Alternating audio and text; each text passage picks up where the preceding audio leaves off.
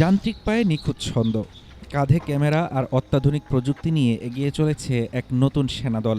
তবে এরা রক্ত মাংসের কোনো সৈনিক নয়, চার পায়ের রোবট কুকুর।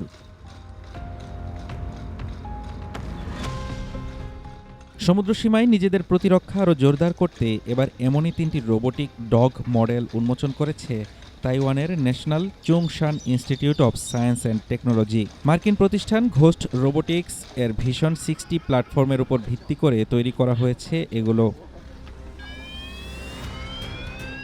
প্রায় 52.4 কেজি ওজনের এই রোবটগুলো প্রতি সেকেন্ডে 2.5 মিটার গতিতে ছুটতে পারে। প্রতিকূল আবহাওয়া কিংবা উচ্চ ঝুঁকিপূর্ণ মিশনে অনুসন্ধান, টহল এবং লক্ষ্যবস্তু ট্র্যাক করতে সক্ষম এই রোবটের রয়েছে রেকনিসেন্স, কমব্যাট এবং লিডার প্রযুক্তি সমৃদ্ধ আলাদা সংস্করণ।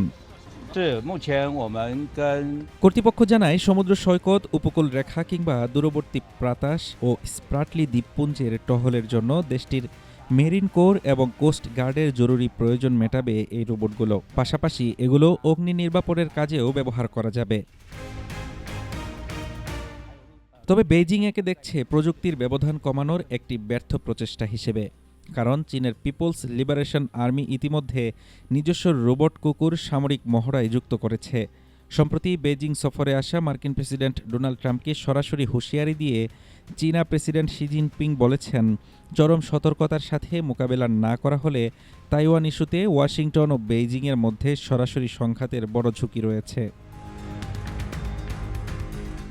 তাইওয়ান প্রণালীতে যখন দিন দিন উত্তেজনা বাড়ছে, তখন মার্কিন প্রযুক্তি সহায়তায় তৈরি এই যান্ত্রিক বাহিনী তাইপেইয়ের প্রতিরক্ষায় কতটা কার্যকর ভূমিকা রাখে সেটা এখন দেখার বিষয়। হাফিজুর রহমান তুষার, ঢাকা টুডে।